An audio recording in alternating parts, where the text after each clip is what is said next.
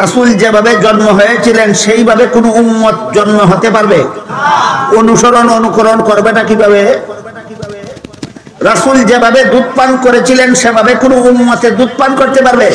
তাইলে রাসূলের অনুসরণ অনুকরণ করবেটা কিভাবে? রাসূল করিম সাল্লাল্লাহু আলাইহি ওয়াসাল্লাম কুলের শিশু থাকা অবস্থায় উলঙ্গ হননি, এইরকম শিশুকালে উলঙ্গ না হয়ে কি কোনো উম্মতে পারবে? তাহলে অনুসরণ অনুকরণটা করবে কিভাবে? এই প্রশ্নের জবাব হলো 63 বছরের জীবন ইতিহাসের মধ্যে যখন থেকে নবীর কাছে কুরআন নাযিল শুরু হয়, আপনারা কি কেউ বলতে পারেন 63 বছরের পবিত্র জিন্দেগিতে কত বছর বয়সে কুরআন নাযিল শুরু হয়? 40 বছর বয়সে কুরআন নাযিল শুরু হয়। কুরআন নাযিল শুরু হওয়ার পরবর্তী 23 বছরের জিন্দেগিতে নবী যত কাজ নিজেও করেছেন উম্মতকেও করতে বলেছেন। কুরআন নাযিলের 23 বছরের জিন্দেগিতে নবী নিজেও যে কাজগুলি করেছেন উম্মতকেও করতে বলেছেন, সেইগুলির ব্যাপারে আল্লাহ কুরআনে বলেছেন নবীকে অনুসরণ করো। কুরআন নাযিল শুরু হওয়ার আগের জীবনের কার্যকলাপ উম্মতে অনুসরণ করবে দূরের কথা, অনুসরণ করার ক্ষমতাই রাখে না। প্রথমে আমরা বোঝার চেষ্টা করি সিরাতুন নবী কথাটার অর্থ কি। তারপরে দ্বিতীয় কথা আমি যে আপনাদের সামনে বলতে চাই সেটা হলো সিরাতুন নবী আলোচনার দরকার কি। এই দুইটা কথাই বলবো আজকে, বেশি না। আমি প্রায় সময় আপনাদের বলে থাকি সিরাতুন নবী কথার অর্থ হলো আমাদের মহানবী মুহাম্মদুর রাসূলুল্লাহ সাল্লাল্লাহু আলাইহি ওয়াসাল্লামের জীবন ইতিহাস। সিরাত শব্দের আবিধানিক অর্থ হলো অবস্থা, আর পরিভাষাগতভাবে কোন লোকের সিরাত বলতে তার জীবন ইতিহাস বোঝায়। আর নবী শব্দটা আরবিতে দুই ভাবে ব্যবহৃত। নবী শব্দের একটি উচ্চারণ হলো নবিয়্যুন, এর অর্থ হলো যে কোনো নবী। নবী শব্দের আরেকটা উচ্চারণ আরবিতে হয় আন-নবী, এর অর্থ হলো আমাদের নবী। নবিয়্যুন বলতে যে কোনো নবী বোঝায়, আর আন-নবী বলতে শুধু আমাদের মহানবী বোঝায়। এই সিরাত শব্দের সাথে আন-নবী শব্দটা শুধু যুক্ত হয়ে নয়, বরং আরবি সূত্র মতে সন্ধি হয়ে সিরাতুন নবী শব্দটা গঠিত। সুতরাং সিরাতুন নবী শব্দের মর্মার্থ হলো আমাদের মহানবীর জীবন ইতিহাস।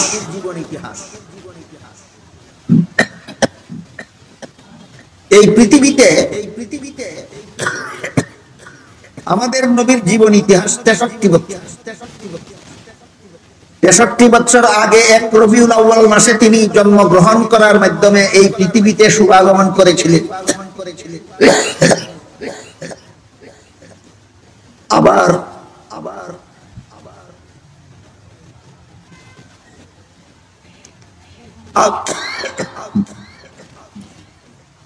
63 বছর পরে আরেক রবিউল আউয়াল মাসে তিনি এই পৃথিবী থেকে বিদায় হয়ে গেছেন।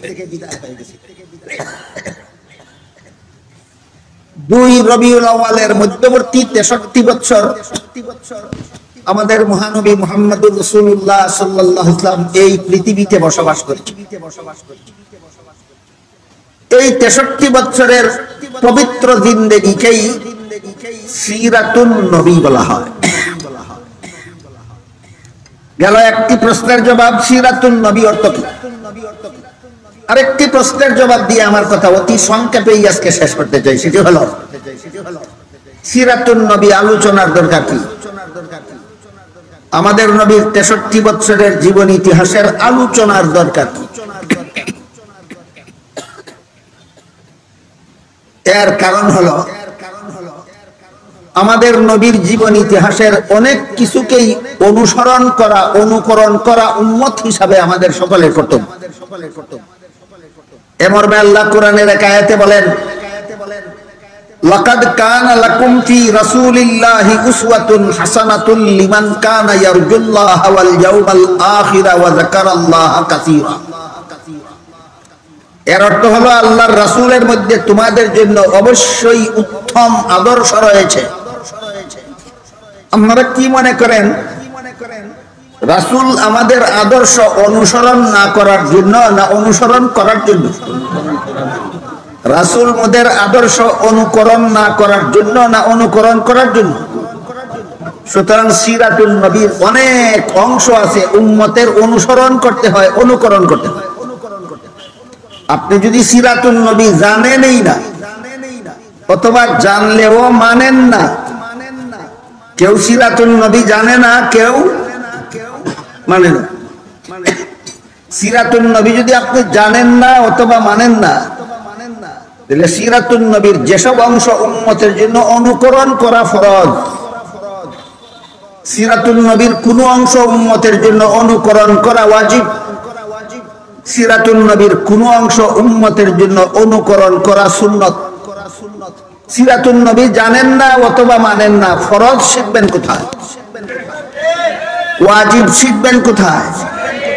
সুন্নত শিখবেন কোথায়?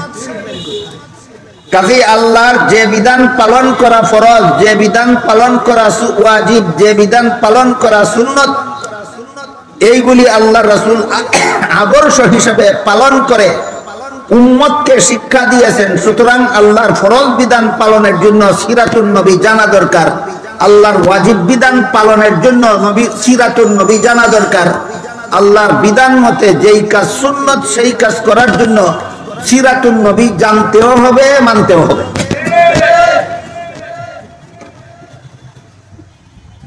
যেমন এক হাদিসে রাসূল করিম সাল্লাল্লাহু আলাইহি ওয়াসাল্লাম বলেন, সাল্লু কামা রাআইতুমুনি উসাল্লি, তোমরা আমাকে যেভাবে নামাজ পড়তে দেখো সেভাবে নামাজ পড়ো। রাসূল কি বলেছেন তোমাদের যেভাবে মনে চায় সেভাবে নামাজ পড়ো, না আমি যেভাবে নামাজ পড়ি সেভাবে নামাজ পড়ো? হ্যাঁ, রাসূল বলেছেন আমাকে যেভাবে নামাজ পড়তে দেখো তোমরা সেভাবে নামাজ পড়ো।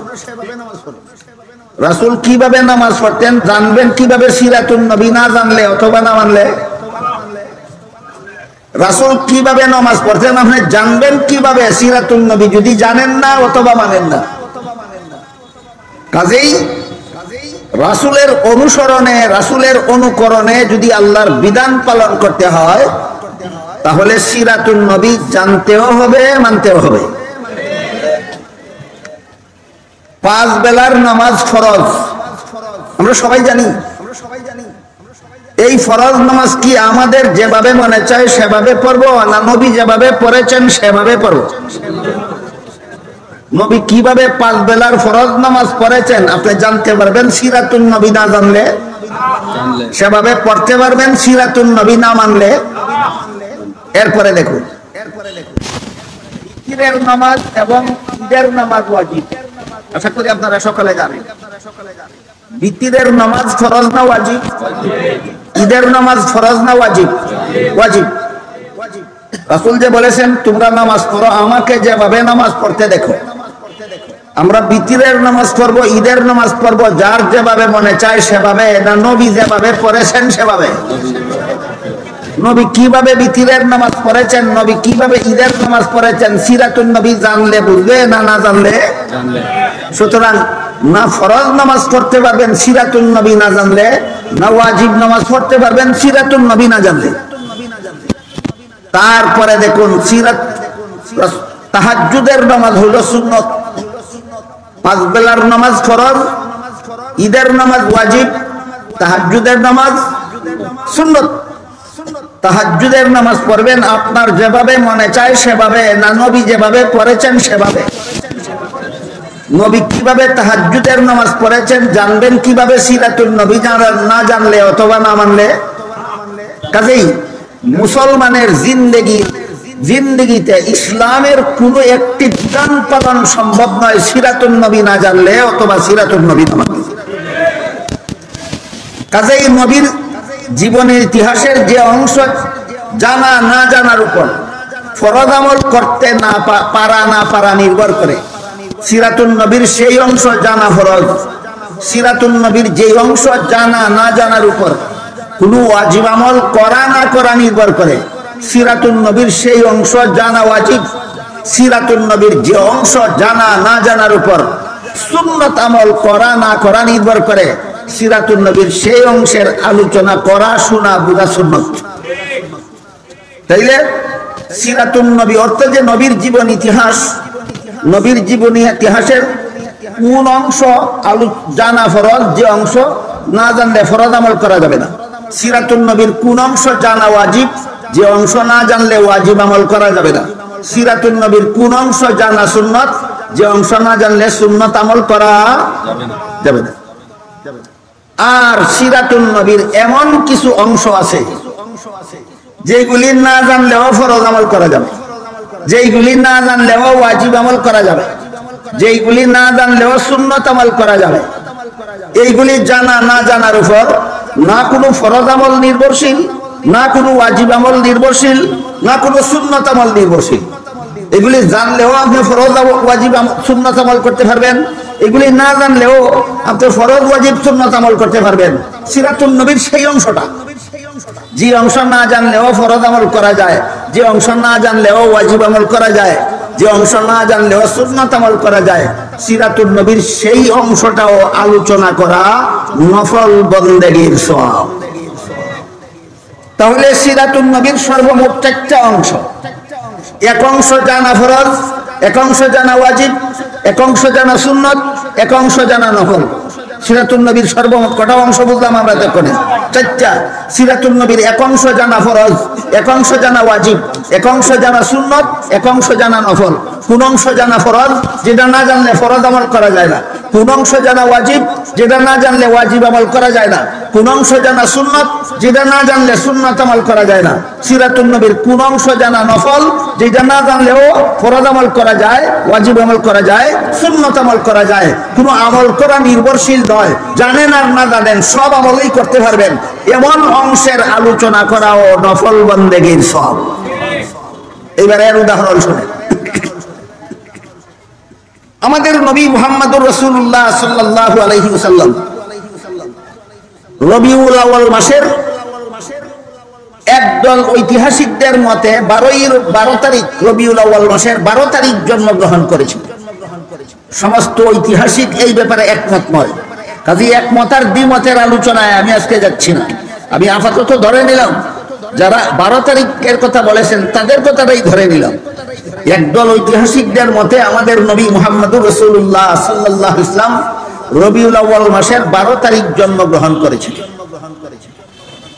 রাসূলের জন্মের আলোচনাকেই, রাসূলের জন্মকেই মিলাদুন নবী বলা হয়। জীবন ইতিহাসকে বলা হয় সিরাতুন নবী, আর জন্মকে বলা হয় মিলাদুন নবী, যেন কোনো সময় ভুলে না যায়।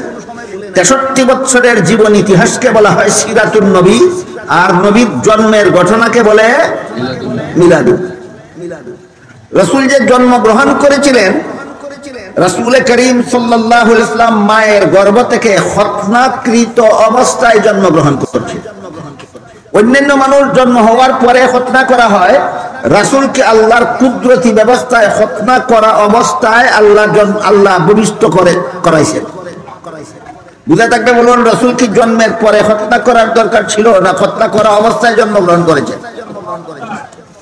রাসূল খতনা করা অবস্থায় জন্মগ্রহণ করেছেন। এটা জানলেও 5 বেলার ফরজ নামাজ পড়া যাবে, না জানলেও পড়া যাবে। এটা জানলেও ঈদের ওয়াজিব নামাজ পড়া যাবে, না জানলেও ঈদের ওয়াজিব নামাজ পড়া যাবে। রাসূল খতনা করা অবস্থায় ভূমিষ্ঠ হয়েছিলেন, এটা জানলেও তার তাহাজ্জুদের সুন্নাত নামাজ পড়া যাবে, না জানলেও তাহাজ্জুদের নামাজ সুন্নাত পড়া যাবে। সুতরাং নবীর জন্মের কাহিনী জানা না জানার উপর উম্মতের কোনো ফরজ আমল নির্ভরশীল নয়, উম্মতের কোনো ওয়াজিব আমল নির্ভরশীল নয়, উম্মতের কোনো সুন্নাত আমল নির্ভরশীল নয়। শুধু আলোচনা করলে নফল বন্দেগীর সওয়াব হয়। নবীর জীবনের যে অংশ আলোচনা না করলেও ফরজ ওয়াজিব সুন্নাত আমল করতে কোনো অসুবিধা হয় না, সেই অংশের আলোচনায় সওয়াব কেন? আল্লাহ পাক রব্বুল আলামিন পবিত্র কোরআনে বলেন, ওয়া রাফা'না লাকা যিকরাক, আপনার আলোচনাকে আমি মর্যাদাশালী করে দিয়েছি। নবীর জীবনের যে কোনো অংশের আলোচনা আল্লাহর দৃষ্টিতে মর্যাদাশালী। নবীর জিন্দেগীর যে কোনো অংশের আলোচনা আল্লাহর দৃষ্টিতে মর্যাদাশালী। কাজেই নবীর জন্মের গঠন আলোচনাও আল্লাহর কাছে মর্যাদার ব্যাপার, নবীর ঘটনাও মর্যাদার ব্যাপার। নবীর শৈশবকালের আলোচনাও আল্লাহর কাছে মর্যাদার ব্যাপার, নবীর খানাপিনার আলোচনাও আল্লাহর কাছে মর্যাদার ব্যাপার, নবীর ঘুমানির আলোচনাও আল্লাহর কাছে মর্যাদার ব্যাপার, নবীর পেশাব পায়খানার আলোচনাও আল্লাহর কাছে মর্যাদার ব্যাপার। এই জন্য নবীর জন্মের মতো কেউ জন্ম হতে পারবে না, নবীর দুধ পানের মতো কেউ দুধ পান করতে পারবে না, নবীর ইনসাফের মতো কেউ ইনসাফ করতে পারবে না, নবীর পেশাবের মতো কারো পেশাব হবে না, নবীর পায়খানার মতো কারো পায়খানা হবে না। তারপরও আলোচনা করলে নফল বন্দেগীর সব কেন? আল্লাহ বলেছেন রাফা'না লাকা যিকরাক, আপনার জিন্দেগীর যে কোনো অংশের আলোচনাকে আমি মর্যাদাশালী করে দিয়েছি।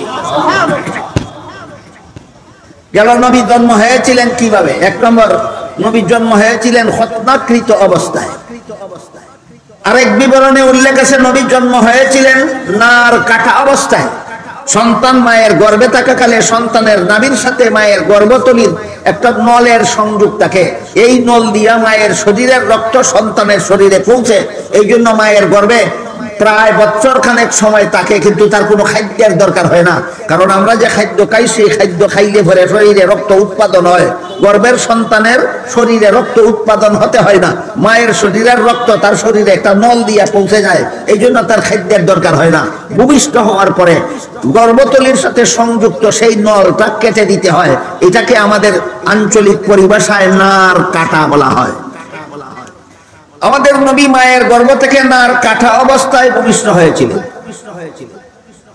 এরপরে ভূমিষ্ঠ হওয়া মাত্রই আল্লাহর শুকরিয়া আদায় করে দোয়া পড়েছিলেন, আল্লাহ শুকরিয়া আদায় করে দোয়া পড়েছিলেন।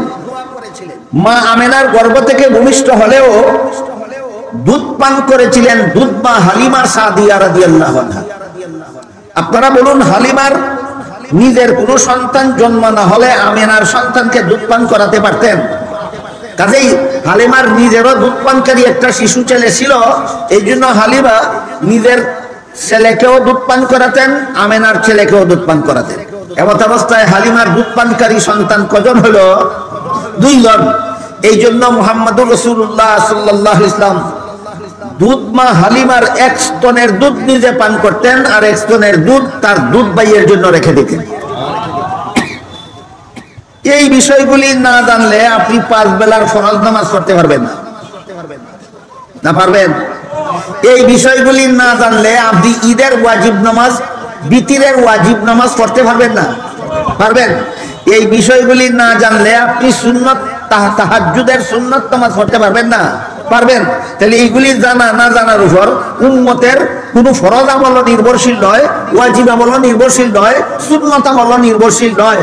কিন্তু এরপরেও এইগুলির আলোচনা করলে নফল বন্দেগীর সওয়াব হয়। তাহলে আল্লাহ পাক রব্বুল আলামিন যে কোরআনে বললেন আল্লাহর রাসূলের মধ্যে রয়েছে তোমাদের আদর্শ, রাসূলের অনুসরণ করো, অনুকরণ করো। এবার বলুন, আমার কথা বুঝে থাকলে, রাসূল যেভাবে জন্ম হয়েছিলেন সেইভাবে কোন উম্মত জন্ম হতে পারবে? অনুসরণ অনুকরণ করবে না কিভাবে? রাসূল যেভাবে দুধ পান করেছিলেন সেভাবে কোন উম্মতে দুধ পান করতে পারবে? তাইলে রাসূলের অনুসরণ অনুকরণ করবেটা কিভাবে? রাসূল করিম সাল্লাল্লাহু আলাইহি ওয়াসাল্লাম কুলের শিশু থাকা অবস্থায় উলঙ্গ হননি, এইরকম শিশুকালে উলঙ্গ না হয়ে কি কোনো উম্মতে পারবে? তাহলে অনুসরণ অনুকরণটা করবে কিভাবে? এই প্রশ্নের জবাব হলো 63 বছরের জীবন ইতিহাসের মধ্যে যখন থেকে নবীর কাছে কুরআন নাযিল শুরু হয়, আপনারা কি কেউ বলতে পারেন 63 বছরের পবিত্র জিন্দেগিতে কত বছর বয়সে কুরআন নাযিল শুরু হয়? 40 বছর বয়সে কুরআন নাযিল শুরু হয়। কুরআন নাযিল শুরু হওয়ার পরবর্তী 23 বছরের জিন্দেগিতে নবী যত কাজ নিজেও করেছেন উম্মতকেও করতে বলেছেন। কুরআন নাযিলের 23 বছরের জিন্দেগিতে নবী নিজেও যে কাজগুলি করেছেন উম্মতকেও করতে বলেছেন, সেইগুলির ব্যাপারে আল্লাহ কোরআনে বলেছেন নবীকে অনুসরণ করো। কুরআন নাযিল শুরু হওয়ার আগের জীবনের কার্যকলাপ উম্মতে অনুসরণ করবে দূরের কথা, অনুসরণ করার ক্ষমতাই রাখে না। আমার কথা বুঝে থাকে বলুন, নবী যেভাবে জন্ম হয়েছিলেন সেইভাবে কারোর জন্ম হওয়ার ক্ষমতা আছে? নবী জন্ম হওয়া মাত্রই শুকরিয়া আদায় করে, আল্লাহর শুকরিয়া আদায় করে দোয়া পড়েছিলেন, কোন উম্মতের ক্ষমতা আছে? নবী শিশুকালে উলঙ্গ হননি, কোন উম্মতের ক্ষমতা আছে? নবী কুলের শিশু থাকাকালে 1 স্তনের দুধ নিজে পান করতেন, আরেক স্তনের দুধ নিজের দুধ ভাইয়ের জন্য রেখে দিতেন। নবীর জীবনের এই অংশ অনুসরণ অনুকরণ করার ক্ষমতা কোন উম্মতের আছে? তাইলে নবীর কোন অংশের অনুসরণ করব? কুরআন নাযিল শুরু হওয়ার পরবর্তী 23 বছরের জিন্দেগিতে যত কাজ নবী নিজেও করেছেন, উম্মতকেও করতে বলেছেন, সেই কাজগুলির ব্যাপারে আল্লাহ আমাদেরকে নবীর অনুসরণ করার কথা বলেছেন, নবীর অনুকরণ করার কথা বলেছেন। এই ব্যাপারে একটা মজার ঘটনা আছে, সেই ঘটনা বলে আজকের মতো কথা শেষ করি। ওহী নাযিল শুরু হওয়ার পরবর্তী 23 বছরের জিন্দেগির একটি ঘটনা। কুরাইশ বংশের এক নেতার নাম ছিল আবু জাহাল। নেতার নাম ছিল আবু জাহাল। এই সমাজের আরেক নেতার নাম ছিল আখনাস। একদিন সর্দার আখনাস সর্দার আবু জাহালকে প্রশ্ন করলো, বলল, মুহাম্মদ আজকাল যে সমস্ত কথাবার্তা কয়, কোন জীবনের ঘটনা? কুরআন নাযিল শুরু হওয়ার আগের না পরের? হ্যাঁ, পরের। কুরআন নাযিল শুরু হওয়ার পরের ঘটনা। আখনাস সর্দার আবু জাহাল সর্দারকে জিজ্ঞাসা করে, মুহাম্মদ আজকাল যে সমস্ত কথাবার্তা বলে, সত্য বলে না মিথ্যা বলে? আবু জাহাল চিন্তা করে দেখলো, যদি বলি সত্য বলে তাহলে প্রশ্ন আসবে, মানো না কেন? আর যদি বলি মিথ্যা বলে তাহলে প্রশ্ন আসবে, যেই লোকটা মিথ্যা বলে এই লোকটাকে 40 বছর পর্যন্ত আল আমিন কইলে কেন? আল আমিন কি মিথ্যাবাদী রে কয়? আবু জাহেল কেমন কেমন ফান্দ বসে, বুঝলেন? আখনাস যখন জিজ্ঞাসা করলাম, মুহাম্মদ আজকাল যে সমস্ত কথাবার্তা বলে সত্য বলে না মিথ্যা বলে? আবু জাহাল চিন্তা করে দেখে, যদি বলি সত্য বলে সাথে সাথে প্রশ্ন আসবো, মানুষ না কেন? আর যদি বলি মিথ্যা বলে সাথে সাথে প্রশ্ন আসবে, যে লোকটা মিথ্যা বলে এই লোকটাকে 40 বছর পর্যন্ত আল আমিন কইলে কেন? ফান্দে পড়ে আবু জাহাল একটা তৃতীয় পথ বাইর করছে। 3 নম্বর একটা পথ বের করে জবাব দিছে, কয়, মুহাম্মদ যতদিন পর্যন্ত নিজে কথা বলেছে ততদিন সত্য বলেছে, এই ততদিনের মেয়াদ কাল হইল 40 বছর। মুহাম্মদ নিজের পক্ষ থেকে যতদিন কথা বলেছে, সত্য কথা বলেছে, এই জন্য 40 বছর পর্যন্ত তাকে আমরা আল আমিন বলেছি। কিন্তু যেদিন থেকে কুরআন নাযিল হওয়ার কথা বলে এই দিন থেকে মিথ্যা বলে, এই জন্য এখন আর মানি না। দেখেন বান্দরে কেমন একটা জবাব বাইর করছে। কুরআন নাযিল হওয়ার আগের 40 বছরে যত কথা বলছে আল্লাহর কথা না, এগুলি ছিল মুহাম্মাদের নিজের কথা, এগুলি ছিল সত্য, এই জন্য এতদিন আল আমিন বলেছি। আর কুরআন নাযিল হওয়ার কথা যে বলে, এই কুরআন আসলে আল্লাহর কথা না, এই কুরআন মুহাম্মাদের মন গড়া বানানো কথা। এই কুরআন রে আল্লাহর কথা যখন থেকে বলে তখন থেকে মিথ্যা বলে, এই জন্য এখন আর মানি না। আবু জাহালের এই জবাবে নবী অন্তরে বড় ব্যথা পেলেন। নবীর অন্তরকে সান্ত্বনা দিয়ে আল্লাহ পাক রব্বুল আলামিন সূরা আনআমের 33 নম্বর আয়াত নাযিল করে বলেন, কাদ না'লামু ইন্নাহু লা ইয়াহজুনুকাল্লাযী ইয়াকুলুন ফাইন্নাহুম লা ইউকাযযিবুনাকা ওয়ালাকিন্নাজ যালিমিনা বিআয়াতিল্লাহি ইয়াজহাদুন। হে রাসূল করিম সাল্লাল্লাহু আলাইহি ওয়াসাল্লাম, আবু জাহালের জবাবে আপনি অন্তরে ব্যথা পেয়েছেন। আবু জাহেল কি বলেছে? আপনি যা বলেছিলেন সব সত্য, আর আমি কুরআনে যা বলেছি সব মিথ্যা। নবীর কথা সত্য, নবী আল আমিন, নবী সত্যবাদী, আল্লাহর কুরআন মিথ্যা। তাহলে চিন্তা করে দেখুন, আবু জাহেল কি আপনাকে মিথ্যাবাদী সাব্যস্ত করলো, না আমি আল্লাহকে মিথ্যাবাদী সাব্যস্ত করলাম?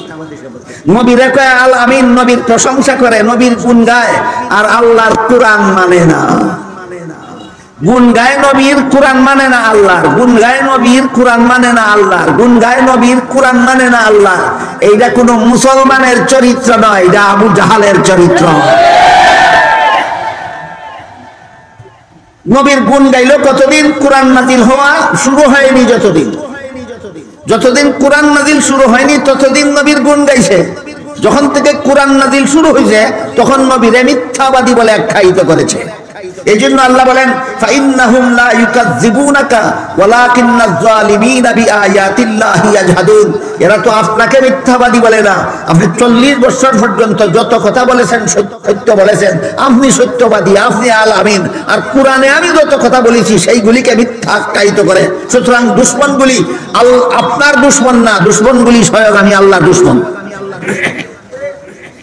এই জন্য কুরআন নাযিল শুরু হওয়ার পরবর্তী 23 বছরের জিন্দেগিতে নবী যত কাজ নিজেও করেছেন, উম্মতকেও করতে বলেছেন, সেই কাজগুলি করলেই শুধু জাহান্নাম থেকে নাজাত পাওয়া যাবে, জান্নাত লাভ করা যাবে। আর এই কাজগুলি সিরাতুন নবী না জানলে বিন্দু মাত্র জানতে পারা যাবে না। কুরআন নাযিল শুরু হওয়ার পর থেকে নবী যত কাজ নিজেও করেছেন, উম্মতকেও করতে বলেছেন। কুরআন নাযিল শুরু হওয়ার পর থেকে নবীর জীবনের বাকি অংশ কত দিনের? 23 বছরের। এই 23 বছরের সিরাতুন নবী না জানলে কলেমার দাওয়াত পাইলা কোথায়? এই 23 বছরের সিরাতুন নবীর অংশ হইল কলেমার দাওয়াত, ঈমানের দাওয়াত। 23 বছরের সিরাতুন নবীর অংশ হইল 5 বেলার নামাজ। 23 বছরের সিরাতুন নবীর অংশ হইল রমজানের রোজা। 23 বছরের সিরাতুন নবীর অংশ হইল হজ। 23 বছরের সিরাতুন নবীর অংশ হইল যাকাত। 23 বছরের সিরাতুন নবীর অংশ হইল ইবাদত বন্দেগী। 23 বছরের সিরাতুন নবীর অংশ হইল নবীর সুন্নাত। আর এই 23 বছরের সিরাতুন নবীর অংশ বাদ দিলে আগের জীবনের নবী যা কিছু বলেছেন, যা কিছু করেছেন, এই কোরআনের সাথে কোনো সম্পর্ক নাই। ওইগুলি আবু জাহেলও মানত। এখনো যদি তুমি কোরআন নাযিল হওয়ার আগের জীবন মানো, পরের জীবন মানো না, তাহলে তোমার মধ্যে আর আবু জাহেলের মধ্যে কোনো পার্থক্য নাই। আশা করি আমার কথা বুঝে থাকলে আপনারা অনায়াসে বুঝতে পেরে থাকবেন সিরাতুন নবীর দরকার আছে কি না দরকার নাই। নবী উম্মতের কাছে দুইটা জিনিস রেখে গেছেন, বলে গেছেন তারাক্তু ফীকুম আমরাইনি লান তাদিল্লু মা তামাসসাকতুম বিহিমা কিতাবাল্লাহি ওয়া সুন্নাত রাসূলি আও কামা ক্বালা আলাইহিস সালাতু ওয়াস সালাম। রাসূল বলেন, হে আমার উম্মত মুসলমানেরা, আমি দুনিয়া থেকে বিদায়কালে তোমাদের হাতে দুটি জিনিস রেখে যাচ্ছি। যতদিন পর্যন্ত আমার রেখে যাওয়া দুটি জিনিস শক্তভাবে ধারণ করে থাকবে, ততদিন পর্যন্ত তোমরা বিপদগামী হবে না, জাহান্নামের পথের যাত্রী হবে না।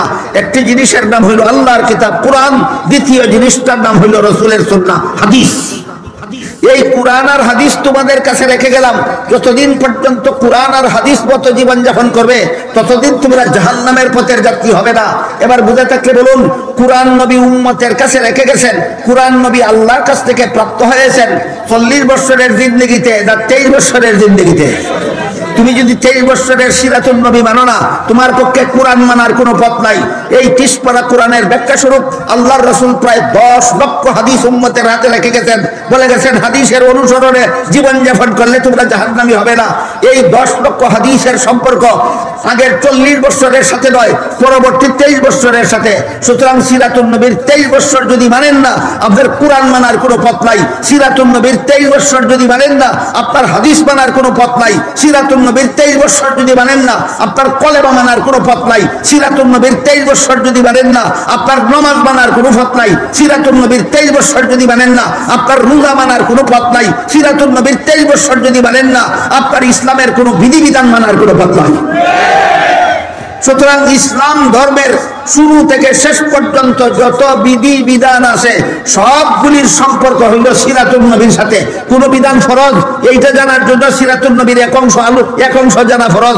ইসলামের বিধিবিধানের আর কিছু বিধিবিধান ওয়াজিব, এইগুলি জানার জন্য সিরাতুন নবীর সেই অংশ জানা ওয়াজিব। সিরাতুন নবীর কিছু অংশ আমল করা সুন্নত, ওইটা জানার জন্য সিরাতুন নবীর আলোচনা সুন্নত। আর যে অংশের সাথে কোরআন নাযিল শুরু হওয়ার আগের অংশের সাথে না ফরজ আমলের কোনো সম্পর্ক আছে, না ওয়াজিব আমলের কোনো সম্পর্ক আছে, না সুন্নত আমলের কোনো সম্পর্ক আছে, কিন্তু এত সত্ত্বেও আল্লাহ বলেছেন রাফা'না লাকা যিকরাক, সম্পর্ক থাকুক বা না থাকুক, আপনার জীবনের যে কোনো অংশের আলোচনাকে আমি মর্যাদা দান করেছি। এই জন্য জন্মের আলোচনা করলেও নফল বন্দেগীর সওয়াব হয়, দুধ পান করার আলোচনা করলেও নফল বন্দেগীর সওয়াব হয়, শিশুকালের আলোচনা করলেও নফল বন্দেগীর সওয়াব হয়, 40 বছরের আলোচনা করলে নফল বন্দেগীর সওয়াব হয়। এখন যদি আপনারা যে অংশের আলোচনা করলে নফল বন্দেগীর সওয়াব হয় সেটা নিয়েই থাকেন, আর যে অংশের আলোচনা ছাড়া না ফরজ আমল সম্ভব, না ওয়াজিব আমল সম্ভব, না সুন্নত আমল সম্ভব, নফল অংশ নিয়ে বসে আছেন, ফরজ অংশ ছেড়ে দিলেন, আপনাদের উদাহরণ হবে ওই লোকটার মতো, যেই লোকটা ওয়াজে শুনেছিল মাথায় পাগড়ি বেঁধে নামাজ পড়লে অনেক সওয়াব বেশি পাওয়া যায়। তার আগের থেকে পাগড়ি ছিল না, বাড়ি ফিরার পথে যেহেতু আগের থেকে তার সাথে পাগড়ি নাই, পরনের লুঙ্গি খুলেই মাথায় পাগড়ি বেঁধে নামাজ পড়ে ফেলল। লুঙ্গি খুলে ফেলার দ্বারা ফরজ রক্ষা হইল না লঙ্ঘন হইল? পাগড়ি বান্ধা ফরজ ছিল না নফল ছিল? নফল বা সুন্নাত যেটাই বলেন, পাগড়ি বান্ধা নফল ছিল, সুন্নত ছিল, এটার জন্য তুমি লঙ্গি খুলে ফেলেছো, ফরজ লঙ্ঘন করেছো। এই পাগড়ির যেমন আধা পয়সার দাম নাই, ঠিক তেমনি ভাবে নবীর জীবনের যে অংশের সাথে ইসলামের কোনো বিধানের সম্পর্ক নাই, শুধু আলোচনা করলে নফল বন্দেগীর সব হয়, সেইটা নিয়ে বসে আসো। আর সিরাতুন নবীর যে অংশের আলোচনা না করলে ফরজ আমল করা যায় না, ওয়াজিব আমল করা যায় না, সুন্নত আমল করা যায় না। তুমি সিরাতুন নবীর দাঁড়ানো না, তুমি শুধু নফল অংশ নিয়ে বসে আসো। ওই যে লোকে লঙ্গি খুললে ফাগড়ি বানলো, তার ফাগড়ির দাম আর তোমার আগের অংশের আলোচনার দাম সমান। আমার কথা বুঝে থাকলে বলুন, পাগড়ি বান্ধার সওয়াব আছে না নাই? লঙ্গি খুললা লাইলে না ঠিক থাকলে? সিরাতুন নবীর জীবনের প্রথম অংশের আলোচনায় নফল বন্দেগীর সওয়াব আছে। 23 বছরের সিরাতুন নবীর আদর্শ ঠিক থাকলে, 23 বছরের সিরাতুন নবীর আদর্শ বাদ দিয়া দিলে, আগের অংশের নফল দিয়া লাফালাফি ফালাফালি না তাড়াতি করলে, যে লঙ্গি খুললা পাগড়ি বাঁধলো, এই পাগড়ির কোনো দাম নাই। এবার বলেন, আমার কথা বুঝে থাকলে আপনি লঙ্গি অস্বীকার করবেন না, পাগড়ি অস্বীকার করবেন না? দুটোটাই ঠিক আছে, তবে পাগড়ির সব ঠিক পথে পাইতে হইলে লঙ্গি ঠিক রাখতে হবে। মিলাদুন নবীর আলোচনার নফল বন্দেগীর সব পাইতে হইলে সিরাতুন নবীর আদর্শে জীবন করতে হবে। আল্লাহ আপনাদেরকে উভয় কুল রক্ষা করার তৌফিক দান করুন। মিলাদুন নবীর আলোচনার নফল বন্দেগী যেন আমরা লাভ করতে পারি, আর সিরাতুন নবীর ফরজ অনুকরণে যেন আমরা করতে পারি। আল্লাহ আমাদেরকে তৌফিক দান করুন, আমিন। একটা হাদিস বলি, শুনুন। উঠে দাঁড়ায় গেলেন কেন? আবার কথা শেষ হয়েছে না, যে হাদিসটা বলেছিলাম, হাদিসটার অর্থটা বলি, শুনেন। হাদিসটার অর্থ বলবো আগে, আপনারা আমাকে একটা কথা দিলে। আমি তো আপনাদের মানুষ, আপনাদের জেলার মানুষ, আমি আপনাদের বাড়ির কাছের মানুষ। আমি আপনাদের সামনে অতি সংক্ষেপে কথা বলেছি, অনেক লম্বা কথা বলার ইচ্ছা ছিল, কিন্তু দূর থেকে আগত একজন মেহমানকে সম্মান করার জন্য। আমি যদি সময় লম্বা করে ফেলি, আপনারা বিরক্ত হয়ে যাবেন, আপনারা চলে যাবেন, মেহমানের মনে কষ্ট হবেন। এই জন্য আমি খুব শর্টকাটে কথা বলেছি, যেন আপনারা না উঠেন। মেহমান আমার পরে বয়ান করবেন, যতক্ষণই করেন আপনাদের সবাইকে নিয়ে দোয়া করবেন, তারপরে যাবেন। রাজি আছেন কিনা? তাহলে এবার শুনুন, যে হাদিসটা তিলাওয়াত করেছিলাম, হাদিসটার অর্থটা বলে দেই। হাদিস শরীফে আল্লাহ রাসূল বলেন, আমার সমস্ত উম্মত জান্নাতে যাবে, আমার সমস্ত উম্মত জান্নাতে যাবে, কিন্তু যারা আমাকে মানে না তারা জান্নাতে যাবে না।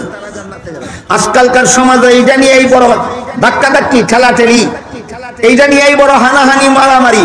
কে নবী মানে আর কে নবী মানে না? আল্লাহর রাসূল যখন বলেছিলেন আমার সমস্ত উম্মত জান্নাতে যাবে, কিন্তু যারা আমাকে মানে না তারা জান্নাতে যাবে না, সাথে সাথে সাহাবায়ে কেরাম 50 বছর আগে, 100 বছর আগে, না 1500 বছর আগে, আজকের থেকে প্রায় 1500 বছর আগে সাহাবায়ে কেরাম নবীকে জিজ্ঞেস করেছিলেন, মান আবা ইয়া রাসূলুল্লাহ, আপনাকে মানে না কারা, আমাদেরকে চিহ্নিত করে দিন। সাহাবাগণ নবীরে জিজ্ঞাসা করছেন, নবীরে মানে না কারা, বলে দেওয়ার জন্য। নবী বলেন, শুনো আমি বলে দেই, আমাকে মানে কারা আর মানে না কারা। নবী বলেন, মান আতাআনি দাখালাল জান্নাহ, আমার সিরাতুন নবীর আদর্শ গ্রহণ করে যারা আমাকে মানে তারা আমার সাথে জান্নাতে যাবে। তারা সিরাতুন নবীর আদর্শ গ্রহণ করে না, আমাকে মানে না, জান্নাতে যাবে না। আজকের থেকে পরিষ্কার হইল কিনা নবীর হাদিসের দ্বারা, নবী মানে কে আর নবী মানে না কে? 63 বছরের জীবন আদর্শ যারা মানে তারা নবী মানে। নবী বলেন নবীর সাথে তারা জান্নাতে যাবে। 23 বছরের জীবন আদর্শ যারা মানে এরা নবী মানে, নবীর সাথে জান্নাতে যাবে। 23 বছরের জীবন আদর্শ যারা মানে না এরা নবী মানে না, নবী বলেন জান্নাতে যাবে না। তাইলে নবী মানে কে আর মানে না কে? আমার কথায় না, তোমার কথায় না, নবীর কথায়। নবীর কথা পরিষ্কার, নবীর আদর্শ মানো। নবীর আদর্শ আগের 40 বছরে নয়, নবীর আদর্শ পরবর্তী 23 বছরে।